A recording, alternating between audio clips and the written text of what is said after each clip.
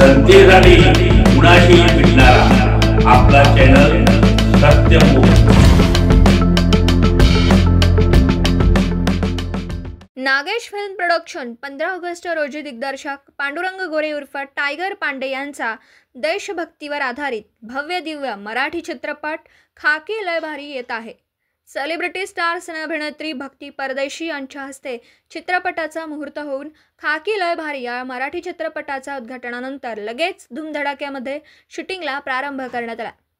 शूटिंगमध्ये पहिल्या शेड्यूलमध्ये अभिनेता रविशा तेलधुणे सर, सलीम सौदागर, अभिनेता गोपाल वानखडे, बाबासाहेब बतिशे, सलीम सौदागर, कवी सरकार इंगळी, अभिनेता राम दुधभाते, संकेत सकट, काचन शिरभे, संजय लहासे यांनी सहभाग नोंदवला आहे।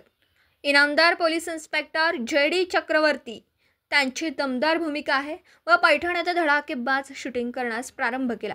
मराठी चित्रपट खाकी लय भारी हा नागेश फिल्म प्रोडक्शन या संस्थेचा पहिला मराठी चित्रपट आहे। या चित्रपटामध्ये तिरंगा फिल्मचा मुख्य खलनायक गेंडास्वामी प्रलयनाथ म्हणजे सेलिब्रिटी स्टार दीपक शिर्केसर यांची मुख्य खलनायक भूमिका आहे।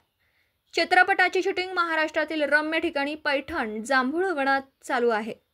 खाकी लय भारी मराठी चित्रपटासाठी दिग्दर्शक पांडुरंग गोरे, उमेश वानखेडे सर, जितेंद्र चित्ते, बाबासाहेब बत्तीशे, पत्रकार संजय लहासे, विष्णू पातकळ, अभिनेत्री कांचन शिरभे, पत्रकार कवी सरकार इंगळी, उज्ज्वला रोडगे मॅडम यांनी मेहनत घेतली आहे।